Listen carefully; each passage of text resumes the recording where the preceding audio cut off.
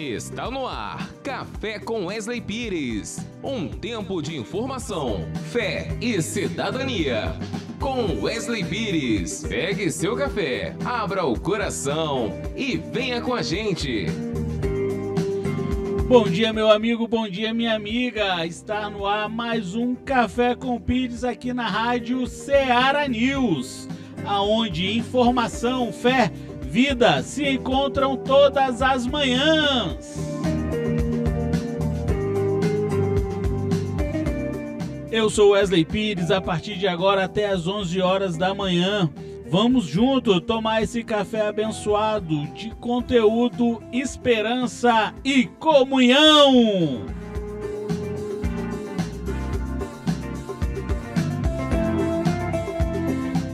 Quero aqui agradecer a você que está em casa nos ouvindo, você que está no trabalho, você que está no carro. Muito obrigado pela carona. Seja bem-vindo a mais um Café com Pires.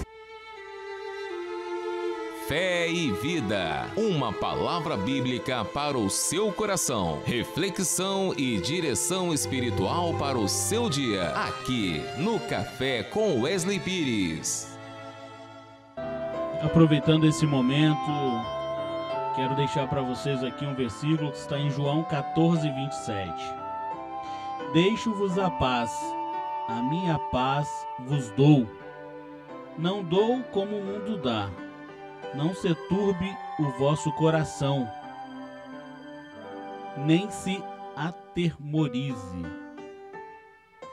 Quero dizer para vocês que a palavra do Senhor, ela fala de uma paz genuína. Não é uma paz que o mundo dá. Qual é a paz do mundo, Wesley? A paz do mundo é aquela paz momentânea. Você sai, tá nas baladas, tá na festa, você se sente ali que está completo. E quando você chega em casa, você começa a chorar, porque você sente um vazio dentro de você. A paz que o nosso Deus te entrega, a paz que Deus te dá é uma paz diferente.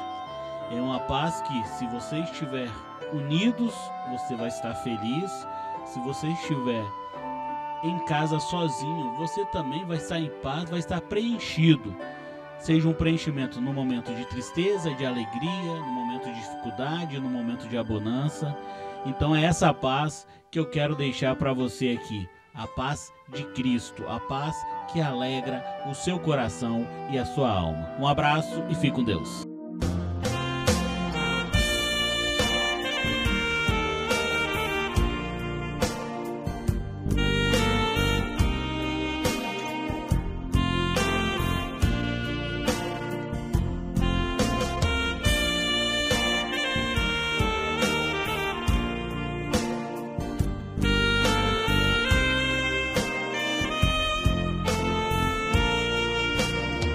Senhor meu Deus, quando eu maravilhado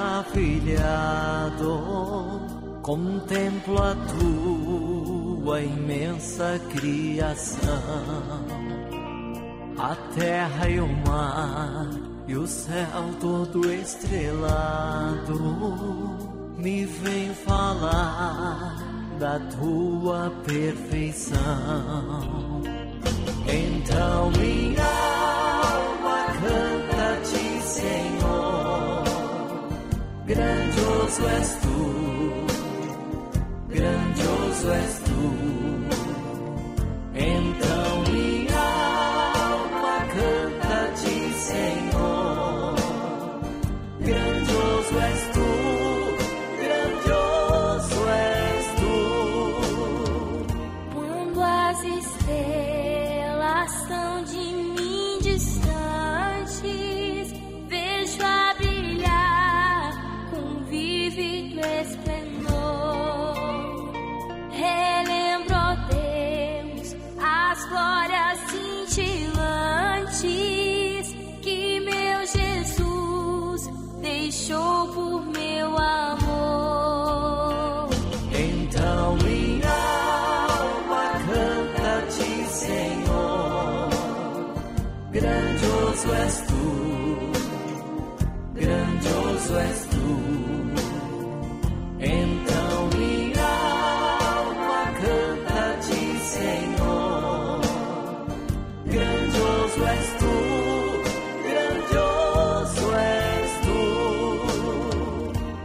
olho as florestas murmurando ao vento, e ao ver que tu plantastes cada pé, recordo a cruz, o lenho tão cruento, e no teu filho afirmo a minha fé. Então minha alma canta-te, Senhor, grandioso és tu, grandioso és tu. Então minha alma canta-te, Senhor, grandioso és tu, grandioso és tu. E quando penso que tu não poupastes teu filho amado por amor de mim, meu coração que nele tu ganhaste transborda, ó Pai, de amor que não tem fim. Então minha alma canta-te, Senhor, grandioso és tu, grandioso és tu. Então minha alma canta-te, Senhor, grandioso és tu, grandioso és tu.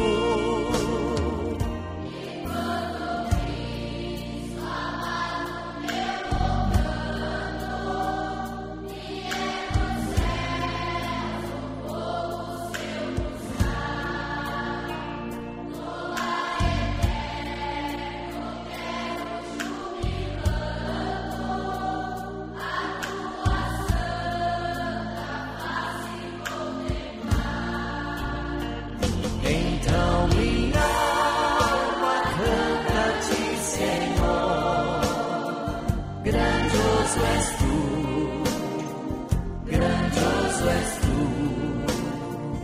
Então minha alma canta-te, Senhor, grandioso és tu, grandioso és tu.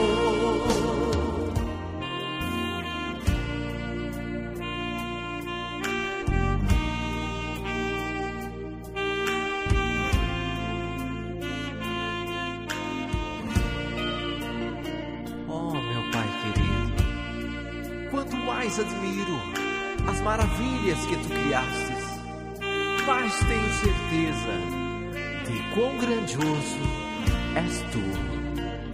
Então minha alma canta-te, Senhor, grandioso és tu, grandioso és tu.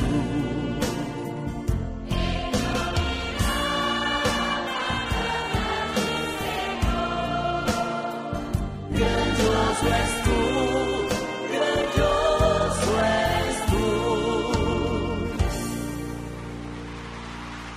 Rádio Ceará News. Você está no Café com Wesley Pires. Informação, fé e cidadania.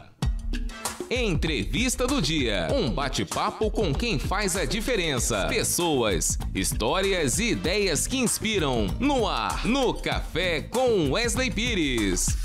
Quero aqui mais uma vez agradecer a você pela audiência, você da minha linda cidade de Viana, você de Cariacica, Vila Velha, Serra, Linhares, nosso amigo de São Paulo que está sempre presente aí nos ouvindo. Um abraço a todos vocês.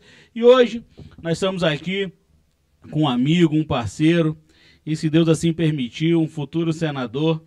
Está aqui comigo aqui, vereador Leonardo Monjardim.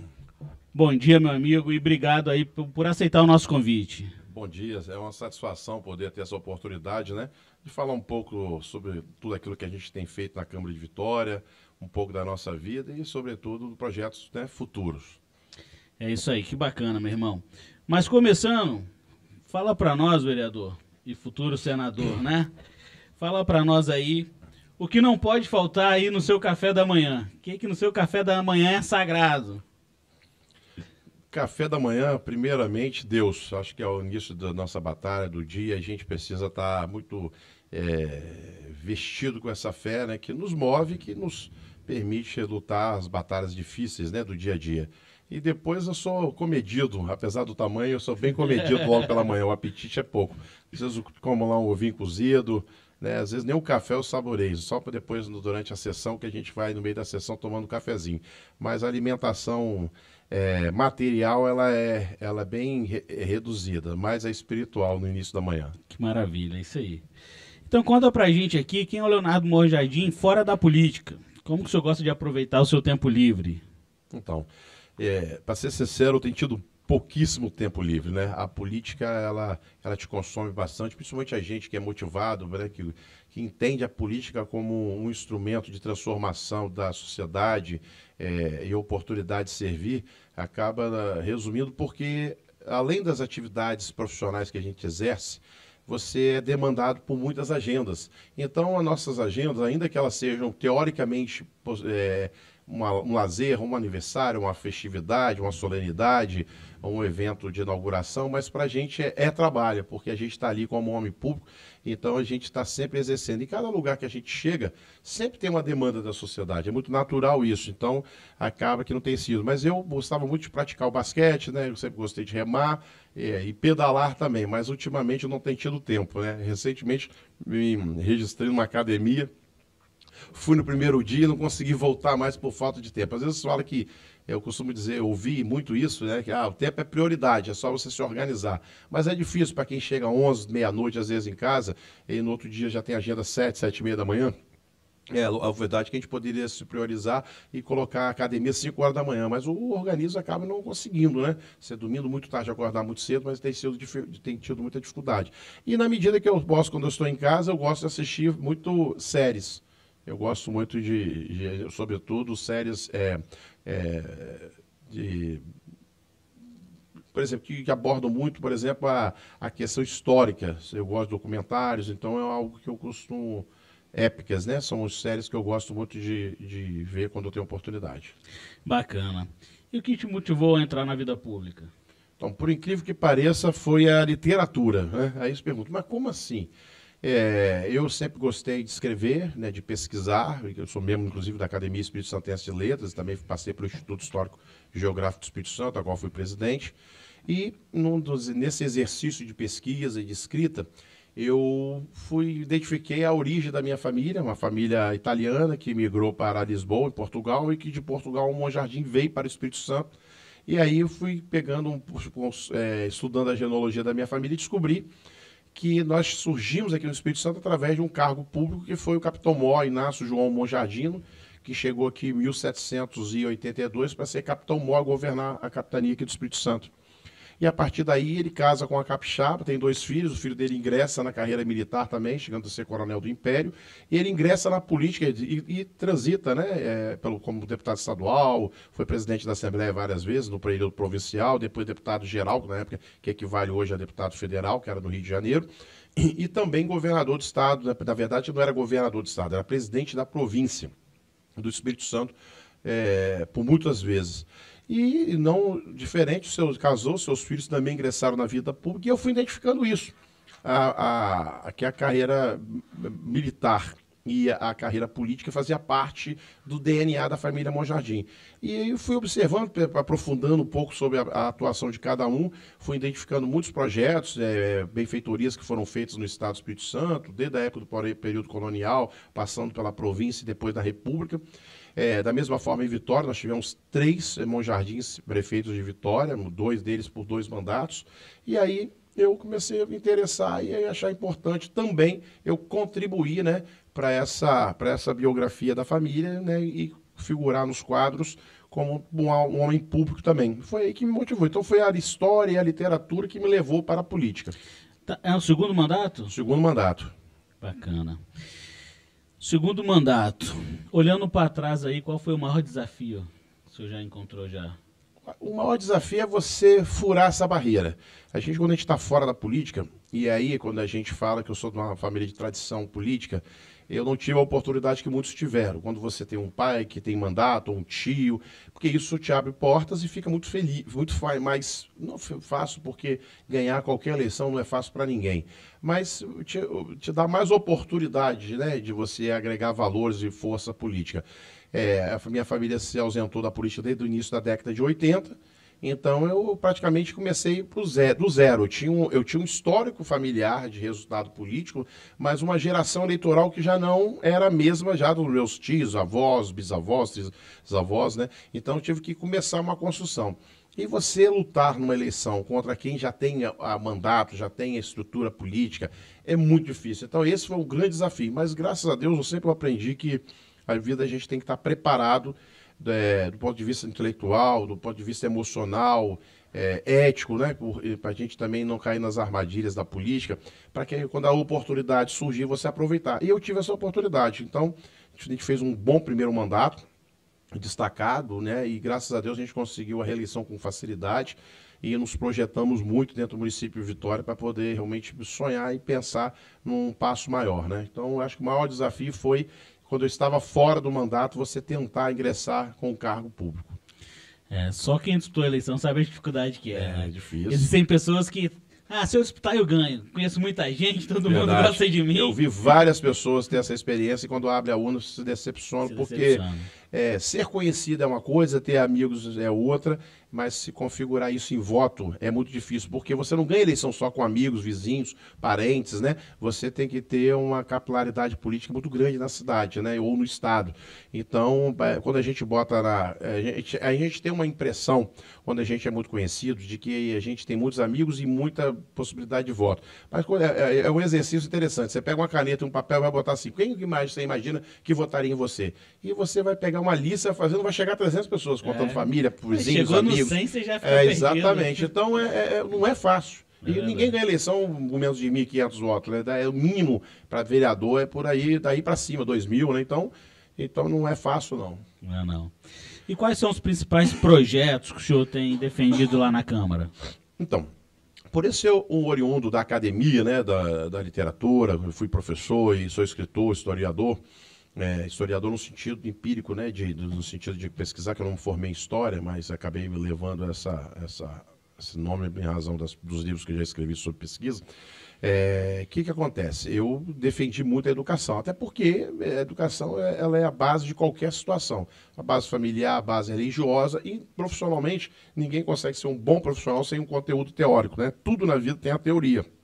Então, a leitura é uma coisa que eu carrego muito na minha ação como professor, escritor e cidadão, e dentro do mandato não foi diferente.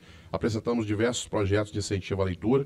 Tem um projeto hoje que se chama os Cartão de Estudante Eleitor, que vai ser implementado com o orçamento agora no próximo ano, que é um voucher com valor que será entregue aos alunos da rede municipal, onde eles vão ter o direito, e esse recurso só é destinado exatamente à compra de livros para incentivar a leitura na primeira idade. Existem hoje aí pesquisas científicas que mostram que é fundamental a importância a leitura na primeira idade, ali dos seus 7, 8, 9 anos, que forma não só o caráter, né, mas sobretudo a questão intelectual da criança, que desenvolve para a interpretação de texto, para a sua escrita, para a sua comunicação verbal, e isso auxilia e ajuda muito no desenvolvimento como pessoa e também profissional. Então, eu trabalho muito nessa linha. Agora, o grande projeto do nosso mandato, eu não tenho a menor dúvida disso, estava falando inclusive dele hoje mais cedo, com outro veículo de comunicação do Estado, dizendo que é um projeto que é o aparelho livre, que é para as crianças que têm diabetes tipo 1.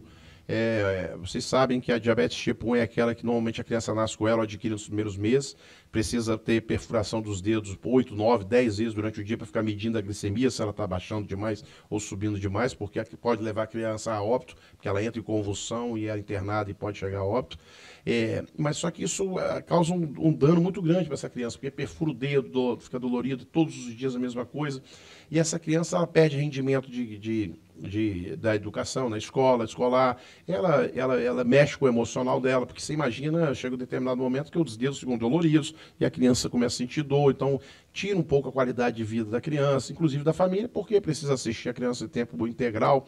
A gente viu, eu fiz uma audiência pública que teve relatos de vários pais ou mães que tiveram que interromper a sua vida profissional para cuidar e monitorar a criança o tempo inteiro, porque as escolas não podem assumir a responsabilidade de aplicar, por exemplo, a injeção para regular a questão da glicose. Então, aí eu fui nesse debate, eu descobri que tinha um aparelho chamado LIP, que é uma tecnologia de 1916, que foi nos Estados Unidos muito bem utilizado, mas que tem um alto custo. Ela é um aparelho que dura apenas 14 dias, tem que ser substituído, ou seja, praticamente 2 vezes por mês, praticamente não, 2 vezes ao mês, e tinha um custo de R$600 cada vez. Então você vê que é um tratamento caríssimo, que é impossível de muitas famílias ter condições, né? São poucas pessoas que têm desse benefício. Nós fizemos um projeto de lei, que eu levei para o prefeito, eu levei para a secretária de saúde, e eu falei, olha, nenhum outro município do Brasil faz isso, mas acho que a gente pode ser pioneiro e acho que a gente vai dar um exemplo para o Brasil e implantar uma política pública de saúde muito importante. Eles compraram a ideia, nós conseguimos em tempo recorde aprovar o projeto em urgência urgentíssima. Hoje já é uma realidade do município de Vitória, basta a criança da rede municipal apresentar um laudo que tenha diabetes tipo 1 e o município hoje está custeando esse aparelho. Então, esse projeto já ultrapassou mais de 100, a última vez que eu tinha 80 municípios, mas hoje já ultrapassamos de 100 municípios nas 5 regiões do Brasil que copiam o nosso projeto. Inclusive aqui no estado, nós temos Laranja da Terra, nós temos Domingos Martins que está tramitando, em Cariacica, o presidente da Câmara me chamou para uma reunião, pegou o projeto, já implantou também em Cariacica, e o estado recentemente, através do secretário de Saúde, implementou também na rede estadual. Então, quer dizer, é um projeto pioneiro que hoje já salva vidas no Brasil inteiro. Esse, sem dúvida nenhuma, é o grande projeto do nosso mandato. E é o que a gente quer levar para o futuro, para a gente tornar esse projeto uma política pública nacional do diabetes. E tem idade?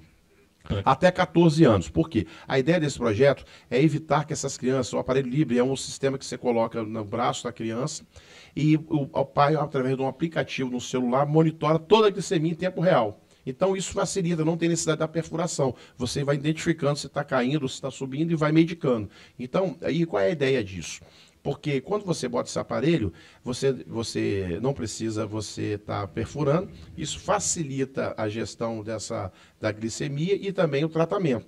E qual é a grande dificuldade? Porque a criança, ela não tem, muitas vezes, ela consegue reproduzir o seu sintoma, o que ela está sentindo. Então, a ideia do aparelho Libre é justamente você monitorar através da tecnologia para você entrar com a ação imediata para evitar o dano maior. Então, quando chega a uma certa idade, 15, 16, 17 anos, a criança ela já vira uma adolescente, ela já tem uma consciência maior, mas a gente está trabalhando para ampliar isso, pelo menos até os 18 anos, 17 anos, o ensino médio, para que a gente possa ampliar um pouco essa assistência. Mas o conceito é porque, pelo menos, o adolescente já tem uma condição maior e tem uma resistência maior ao tratamento, né? Que bacana. Nosso município de Viana também, tá? Eu estou copiando esse projeto seu lá também. Que legal, que até bom. Bom que... Quando colocar para aprovar, eu vou te convidar para você estar conosco lá. Vou te fazer esse convite. Mas aqui, fala comigo a sua visão. Qual é o maior desafio hoje no nosso estado, politicamente? Então, o Espírito Santo, eu pelo menos, eu sou muito crítico, né? Embora eu não goste de fazer essa, porque a gente tem que... a sociedade já faz isso, né? Por todos, né? Tem uma visão de que a política, infelizmente, é errada, de que político não trabalha, que político não defende, mas não é uma realidade, tem muita gente boa, tem muita gente trabalhando bastante. O problema é que os pontos negativos eles se sobrepõem e acabam sendo mais destacados do que as boas. Hoje mesmo eu fiz essa crítica à imprensa, o veículo que estava conversando. Esse projeto é um projeto nacional que mereceria uma publicidade nacional, né, até para a gente replicar isso e atender mais pessoas, mas a imprensa muitas vezes não se interessa por algo que é bom. E a gente fica limitado a só as coisas negativas, né? Então, mas eu penso que o Espírito Santo é um estado riquíssimo, com uma logística sensacional, um potencial turístico que todo mundo sabe, né? Fantástico. É um estado que tem desde recursos naturais, talentos, né, inteligência, uma matriz tecnológica enorme, muito bem desenvolvida, né? Você vê hoje nós temos aí um PicPay e tantas outras coisas que saíram daqui, grandes empresas de laboratório, incubadoras, temos ferrovia, temos questão portuária, eu penso que a gente cresce muito pouco comparado a outros estados que têm a capacidade muito inferior à nossa, com dificuldades de logística muito maior, e a gente fica muito limitado a ações ainda muito atrasadas, né? A exemplo das nossas BRs aí, você vê a falta de duplicação, uma demora enorme, se privatiza, a gente começa a pagar um pedágio, fica tanto tempo sem ter essa oportunidade de ter uma pista com qualidade, um acostamento, enfim, uma infraestrutura. Você vê aqui no pedágio mesmo quanto tempo que ficou aí se discutindo se já havia sido pago ou não, e a gente sabe que havia sido pago e a gente ficou tantos anos pagando esse pedágio ainda. Então, eu acho que é falta de uma representatividade política forte, pessoas que realmente, políticos que de fato assumam um protagonismo nacional. Eu acho que a gente faz uma política muito para dentro do Estado. Eu acho que os cargos federais, né, tanto como deputado federal e como senador, precisa construir uma agenda nacional para o Espírito Santo. E eu acho hoje a nossa representatividade em Brasília muito tímida. Eu acho que a gente tem que ser mais audacioso, tem que ser marcar mais a posição em Brasília para que a gente possa evoluir mais esse Estado. Bacana. E quais são hoje, na sua visão, as 3 maiores urgências do Espírito Santo que exige ação direta do Senado? Olha, a gente sabe que a agenda do Senado ela vai ser muito, no próximo mandato, ela vai ser bem diferente dos demais, porque a gente vive hoje uma percepção e uma compreensão do modo geral, e a sociedade começa a entender isso, que a gente tem uma ação, por exemplo, de dar garantia jurídica aos poderes constituídos. O Brasil vive uma crise hoje institucional onde os poderes eles acabam interferindo no outro, muito mais no judiciário, não é? Eu acho que o legislativo e o executivo têm cumprido até a sua função, mas hoje o poder legislativo, que já sempre teve uma certa influência do executivo, hoje ela ficou muito mais fragilizada porque o STF também agora assumiu esse papel de legislar, de intervir em legislações aprovadas de competência e prerrogativa do Congresso.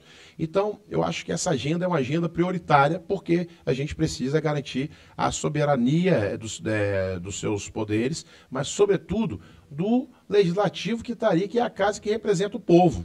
Então, sem dúvida nenhuma, embora o Senado é um representante do Estado, né, dentro da previsão legal constitucional do país, mas ele tem um papel importante também de garantir essa segurança jurídica das decisões, né, do Congresso. Então, essa é uma agenda prioritária. Acaba sendo uma agenda para todos os estados, não só do Espírito Santo, mas isso é um tema que tem que se ter, inclusive, e aí por isso que a gente precisa ter senadores muito bem definido o que acreditam, muito bem que posição que ele joga, e que tenha coragem de fazer esse enfrentamento. Que essa garantia de poder, ela não é fácil de se fazer, porque quando alguém começa a ter a ascensão de decisão sobre determinados passos, até que seja territorial, você não consegue expulsar, tirar facilmente. E na vida pública da mesma forma, né? O poder político é esse.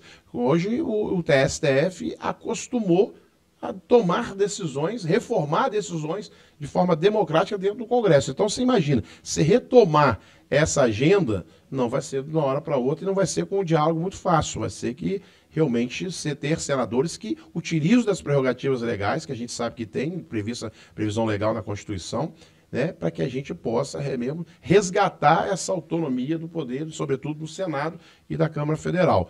Mas também nós temos o outro hoje problema crônico, que é um problema, inclusive, de todos também, todos os estados, não é uma coisa especial do Espírito Santo, mas que também tem que ser tratado com muita coragem, que é a questão da ocupação territorial no Espírito Santo hoje pelo narco-estado, envolvendo o narcotráfico e tudo mais, que hoje vem loteando, né, a sociedade. Chegamos ao absurdo hoje de o tráfico cobrar pedágio de comerciantes para custear, às vezes, ações em que eles estão pleiteando, né, com seus advogados no crime organizado, cobrando aluguel. Você vê hoje limitando, montando, inclusive, cartéis, né, de comércios, né, a gente já sabe isso há muito tempo, do gás, da água, né, internet. Então, isso, a gente precisa enfrentar isso, porque a gente está se esquecendo, a gente está numa disputa hoje política ideológica de direita e esquerda, e está esquecendo que, paralelo a isso, tem um Estado paralelo, controlado, né, por esse crime organizado, e que, se a gente não tomar cuidado, nem direita nem esquerda vai comandar o país, que de certa forma eu acho que não está comentando. Embora eu, particularmente, todo mundo sabe que tem meu lado, é o lado da direita, meu espectro é de direita, embora a esquerda esteja muito associada a esse crime organizado, não tem dificuldade nenhuma de falar isso, aí está muito claro, porque é só você ver um candidato ou um político de direita não tem a mesma facilidade de transitar em determinados lugares, ou determinadas favelas e morros, como o da esquerda entra com muita tranquilidade, sem nenhum tipo de segurança. Está muito claro porque está protegido. Está protegido é porque ele está conivente com aquilo que está acontecendo. Aliás, eu tenho dito isso na tribuna da Câmara constantemente, que a esquerda tem legislado a favor do tráfico de droga, tem legislado a favor do crime organizado, em muitos fatos aí muito claros a posicionamento, ao ponto, inclusive, do governo federal proibir incursões, né, das polícias nos morros do Rio de Janeiro. Quer dizer, olha que ponto a gente chega. E também uma manipulação da mídia no sentido de sempre que alguém é alvejado por um militar ou por um policial civil, parece que houve um excesso, né? E quando, na verdade, todos os dias a gente vê muitas pessoas morrendo em trocas de tiro de facções criminosas e a gente não vê o mesmo calor da imprensa em reproduzir essa matéria, e muito menos movimentos organizados de direitos humanos que não defendem a vida, é o que eu sempre digo, porque se defendesse também se partiria em defesa daqueles que foram mortos por outra facção criminosa. Mas parece que esses organismos, eles só se organizam em defesa dos direitos humanos quando realmente essas pessoas criminosas são alvejadas por militares ou policiais civis, né? Verdade, concordo com Vossa Excelência em número, gênero e grau. Tem alguma bandeira que você sente que está desassistida e no debate estadual e quer puxar para si? Essa bandeira da segurança, eu vejo que tem muita gente se acovardando. Primeiro, por comungar com muitas ideias, o liberalismo das drogas, né? A gente sabe que tem muita gente se beneficiando disso, a gente sabe que existe um curral eleitoral em determinadas regiões do Brasil, e no Espírito Santo não é diferente, cercando ali. Só observar, a vitória do Lula foi comemorada como se fosse uma Copa do Mundo ganha pela seleção brasileira dentro dos presídios. Isso mostra que realmente há um interesse das facções em manter determinados políticos no poder. Há um consórcio, essa é a grande verdade. Eu não posso provar, mas a gente observa que eu acredito, inclusive, num financiamento de campanha. Voto a gente já sabe, tem feito isso. Inclusive, uma batalha minha dentro da Câmara Municipal de Vitória contra a eleição de diretores de escolas, justamente por entender que não faz sentido algum, porque a gente sabe que em regiões mais periféricas, onde o tráfico de droga ela exerce o poder do Estado, predomina, eles estão influenciando diretamente nas eleições dos diretores de escola. Com isso, se fragiliza o aliciamento de jovens e crianças para o tráfico. Então, eu sou a favor que a gente possa ter diretores indicados pela administração pública e que possa estar em consonância com aquilo que a gente acredita. Obviamente, em prefeituras de esquerda não vai mudar muita coisa, mas pelo menos onde a sociedade tiver a consciência e colocar pessoas comprometidas com a sociedade, a gente vai ter um controle maior sobre os diretores e poder nomeá-los e também exonerá-los assim que a gente entender que eles estejam jogando contra aquilo que é os princípios, né, da sociedade. Então, eu penso que essa bandeira tem que ser uma bandeira não só minha, mas de muitos outros atores políticos no Brasil inteiro, para que a gente possa, de fato, fazer esse enfrentamento e cessear um pouco esse avanço territorial que o crime organizado tem exercido sobre a política, inclusive, né? Nas câmaras, a gente já sabe que no Rio de Janeiro tem muitos. Em São Paulo, recentemente, foi feita uma matéria de quantos milhões foram investidos pelo tráfico de droga em campanhas, né, para eleger deputados federais, deputados estaduais, e isso está crescendo em larga escala. Se a gente não fizer esse enfrentamento e começar a debater esses temas dentro das casas de leis, a gente daqui a pouco vai estar controlado, né, de forma, você vê que hoje o PCC e outras facções como o Comando Vermelho já são donos de quase 1/3 dos postos de gasolina. Isso está claro aí, também está noticiado. Então você imagina, eles começaram a institucionalizar a ação, inclusive empresarial deles, deixando de ser somente um vendedor de droga para atuar em várias frentes, né? Inclusive na lavagem de dinheiro através de empresas lícitas. Isso aí. Desculpa aí, pessoal. Muita gente diz que o Espírito Santo é um estado que não faz barulho. Como o senhor pretende aumentar a influência capixaba no Congresso? Então, nós temos uma dificuldade territorial de população, né? Porque não é nem territorial, de população, porque a bancada federal ela é medida pelo tamanho da sua população. Como nós temos aí um universo de 4 milhões de habitantes, né, mais ou menos, nós temos uma representatividade hoje na Câmara Federal de 10 nomes. E a gente tem uma dificuldade enorme de combater. Mas no Senado a gente tem essa vantagem que, como é o representante do Estado, a representatividade ela é em número igual. Então nós temos 3 senadores, como qualquer outro Estado da federação tem lá. Isso nos facilita esse embate, né? Essa capacidade de debater em igualdade. Obviamente, mas também número nem sempre é o predominante nessa discussão. Isso é o que eu falo sempre. E aí a sociedade tem um papel importantíssimo, né, nesse ponto específico. Por quê? Se você tem condições de ter 10 deputados federais altamente preparados, comprometidos, mas acima de tudo, né, preparado para fazer esse debate, a gente tem condições de fazer uma frente. Agora, se você realmente elege pessoas desqualificadas, que não sabem exatamente nem o que estão fazendo, que ganham uma eleição de forma midiática, que é hoje a maior dificuldade hoje do campo político, a sociedade ela começar a fazer uma escolha pela capacidade técnica. Porque hoje o questionamento, nós temos aí a transparência de todos os órgãos, você sabe em que o político vota, o que ele apresenta, qual é a produção legislativa dele, ou mesmo como executivo, quais são os resultados da sua gestão. E começar a avaliar, de fato, e começar a eleger e votar em quem, de fato, é uma entrega para a sociedade. Quem tem compromisso, exatamente, né? Eu acho que são coisas determinantes. Eu acho que é obrigação de um homem público ter uma definição de que lado está, qual é o seu posicionamento ideológico, quais as suas pautas. Porque um político que não tem pauta, que não tem o que defender, ele não pode representar ninguém. Então ele precisa ter lados colocados, né, nesse jogo de uma forma muito clara. E o outro o que esse político já entregou para a sociedade. Não tem mais tempo de aventurar. Tudo que na vida que a gente vai fazer, quando você vai escolher uma escola para o seu filho, você tenta escolher a melhor escola possível. Quando você vai a um médico, você procura saber com a sociedade se esse médico é um bom médico, se você tem uma rifa. Quando você vai comprar um carro, você quer saber se esse carro é bom, se ele é econômico, se ele dá muito defeito. E na política as pessoas votam porque o cara é engraçado, que o cara faz palhaçada, faz dancinha, ou porque planta florzinha, porque anda de bicicleta. E aí você pergunta de que lado que ele está. Não, porque eu sou de todo lado. Não tem que ter lado. Hoje a gente tem que se posicionar, ou você é a favor ou contra aborto, ou você é direita ou você é esquerda, ou você defende polícia ou você defende bandido, ou você é a favor de uma economia liberal ou você quer que o Estado seja maior assistencialista. Ele precisa se posicionar. Então a sociedade precisa se colocar agora exigindo mais que a gente possa ter políticos preparados. Porque se a gente tiver bons políticos preparados para defender o Espírito Santo, ainda que a gente tenha uma minoria, eu vou te dar um exemplo do que eu estou falando muito prático. O meu partido hoje, o Novo, tem 5 deputados federais hoje no Congresso, no universo de 513. E se você observar as matérias aí que são vinculadas no Congresso Federal, na Câmara Federal, você vê a todo momento o Novo sendo um empecilho em várias ações do PT, com ações judiciais, em votação da Comissão de Justiça, através do deputado Gilson Marques, de Santa Catarina, que está na CCJ, impedindo várias ações, né, por inconstitucionalidade, ações de matérias direcionadas pelo Executivo através do governo do PT.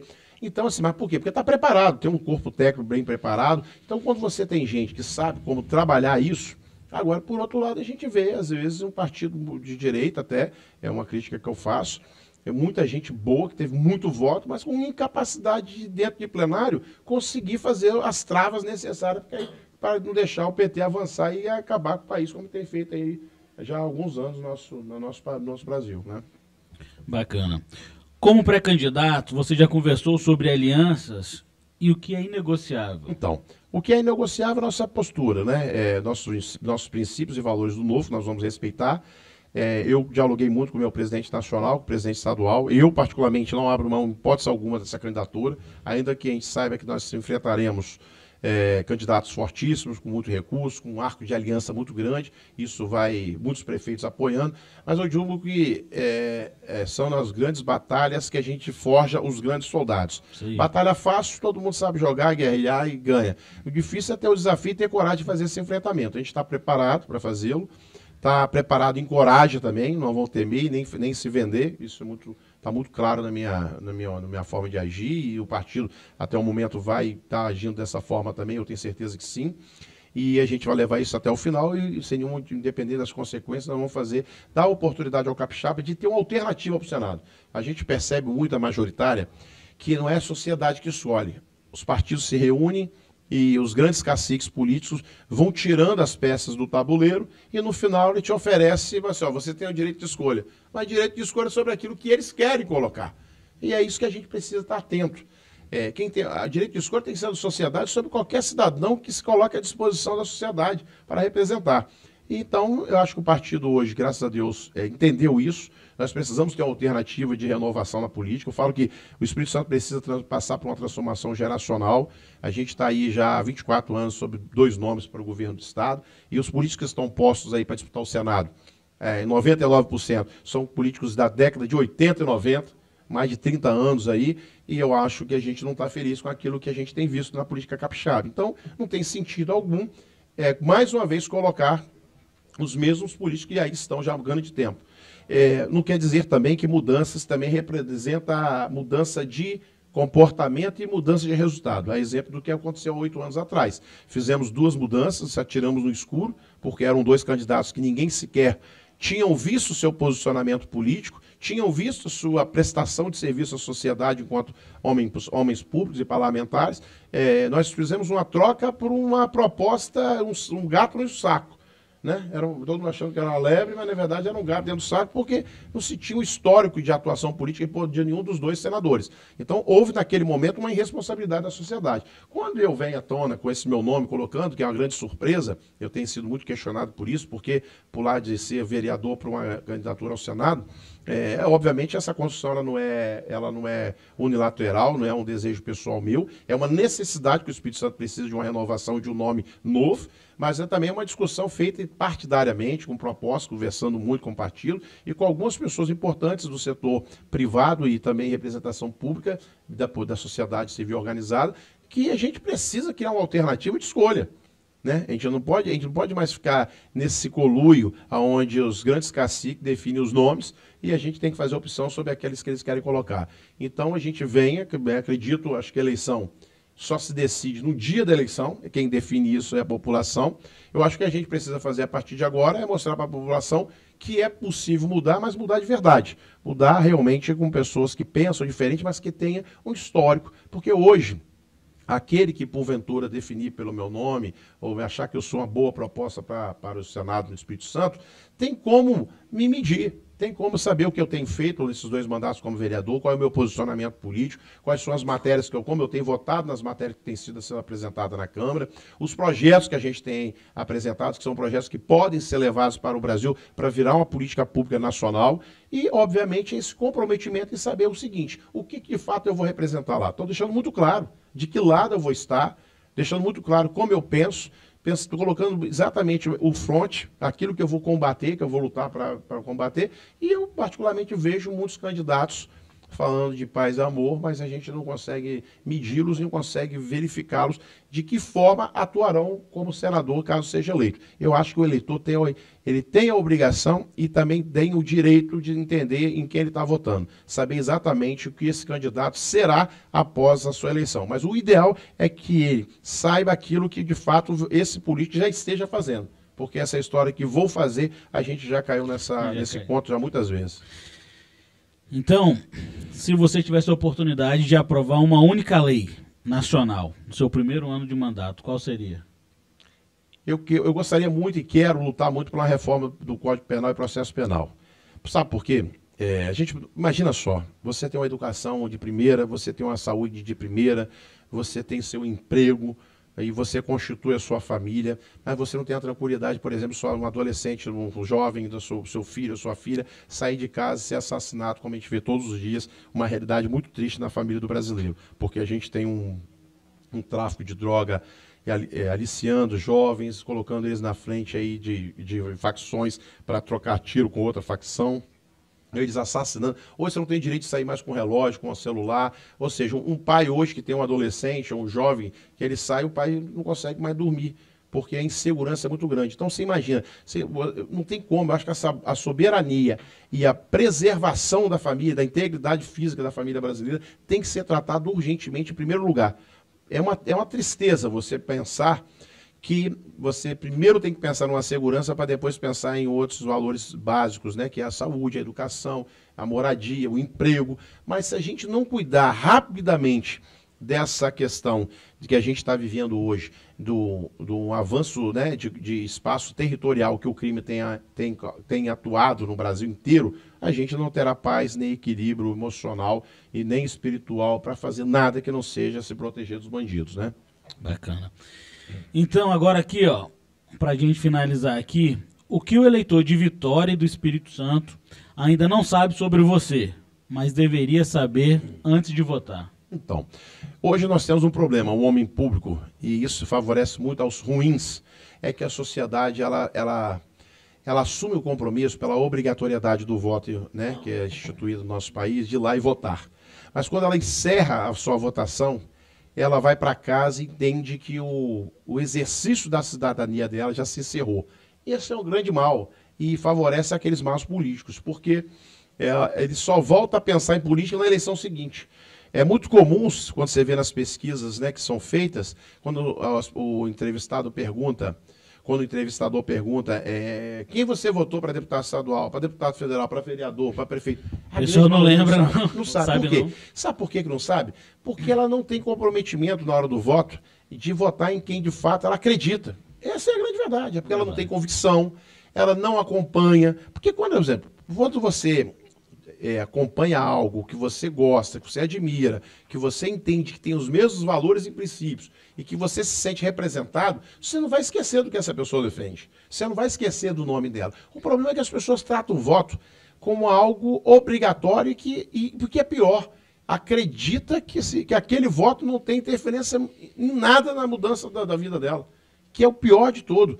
Então, assim, isso favorece os maus. Então, esse é o grande desafio nosso, é promover nas pessoas o sentimento de que ela precisa participar mais. Sempre quando eu faço uma audiência pública na Câmara ou uma associação solene, eu peço às pessoas, disponibilizo minhas redes sociais, eu deixo meu telefone e falo, olha, se tiver alguma ideia, manda pra gente por WhatsApp, acompanha nossas redes sociais, porque quando eu abro a cartela dos meus projetos, da minha postura, da minha votação, dos meus discursos na Câmara, eu estou permitindo aquela pessoa escolher ou não. Ela pode olhar e divergir de tudo aquilo que eu defendo e acredito. Mas esse é o modelo ideal, porque você precisa ter convicção de que você está ali defendendo o que é melhor, o que é certo. Obviamente que vão ter pessoas que pensam completamente diferente de mim, eu respeito, cada um tem o seu direito de pensar, mas a gente precisa começar, é por isso que eu falo, o político, a gente tem que votar naquele político que a gente acredita que nos represente. Sim. E a sociedade, ela não tem essa compreensão.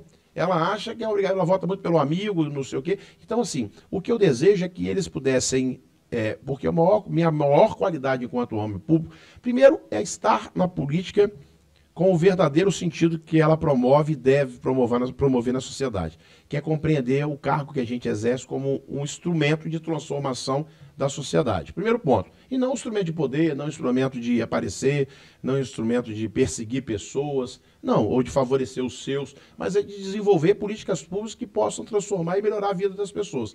Então, o nosso desafio é isso, é que as pessoas tenham que conhecer, ver se a pessoa realmente tem o trabalho prestado dentro daquilo que ela foi proposta, né, a se fazer, mas, acima de tudo, se ela está preparada. Eu acho que essa é a grande questão.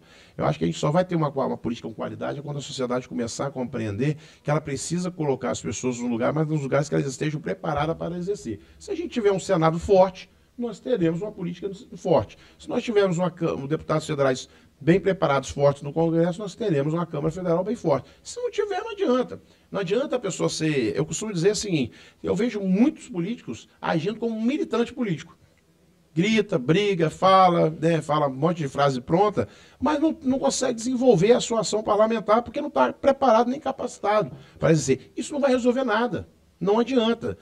Porque quando a gente entra ali dentro daquela arena, né, daquele plenário, você vai lidar com pessoas preparadas, estudadas, que conhecem o regimento da casa, que conhecem a Constituição, e ela vai transitar por essa compreensão e esse ensinamento, e que se a pessoa não estiver preparada para combatê-lo, ela vai ficar para trás. Pode gritar, espernear, não vai resolver nada.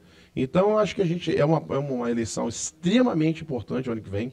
É um divisor de água. O Brasil passa, talvez, por seu momento mais difícil politicamente, porque a gente está falando de um Brasil que está em colapso na economia, com a política institucional muito comprometida, os poderes fragilizados, porque hoje a gente não tem essa distinção, infelizmente o STF tem legislado, tem agido dentro do executivo e tem investigado e tem dado sentença.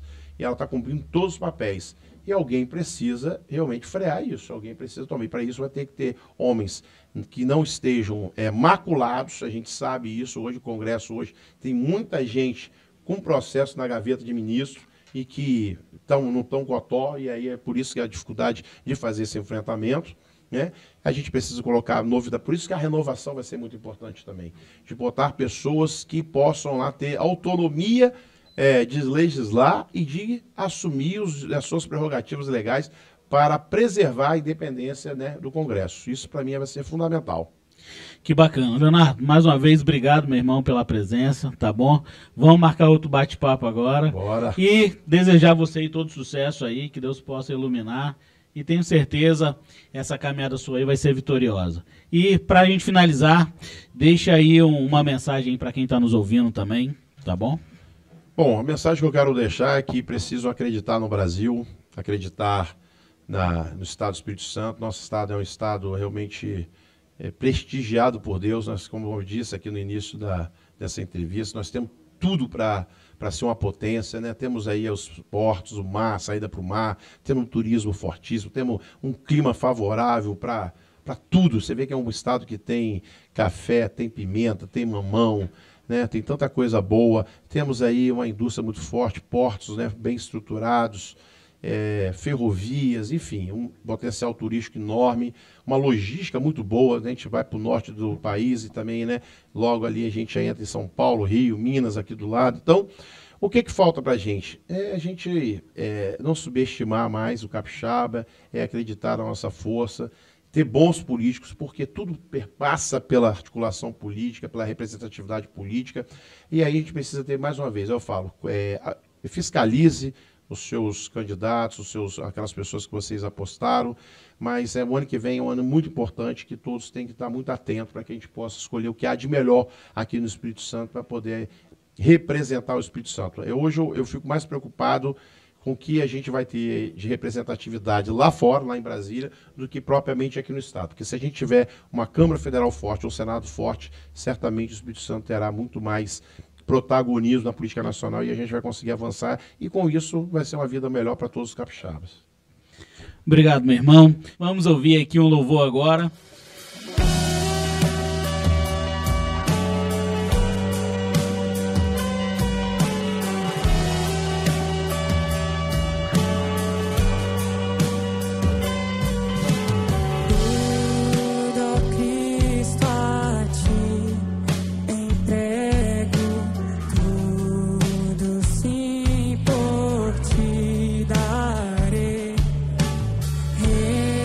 Resoluto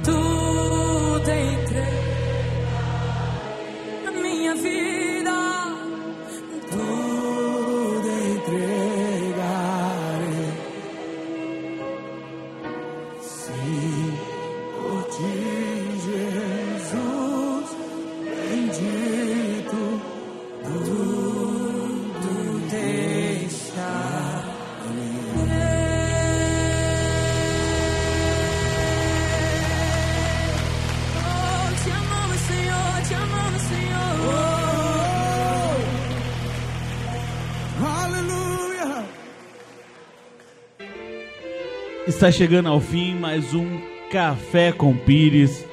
E aproveitando aqui, hoje terça-feira, eu quero pedir a você que lembre sempre de agradecer a Deus por tudo que Ele tem feito em sua vida. Agradecer pelo dom de você poder ouvir e estar nos ouvindo agora, nos dando a honra de ter a sua audiência. Agradecer pelo alimento da sua casa, agradecer pela sua família, agradecer pelo seu lar, pelo seu trabalho. Agradeça a Deus e tenha uma semana linda e abençoada. E fique com Deus até a terça-feira que vem. Um abraço! O Café com Wesley Pires vai ficando por aqui. Que a sua fé te fortaleça e a sua esperança te conduza. Até a próxima edição, se Deus quiser.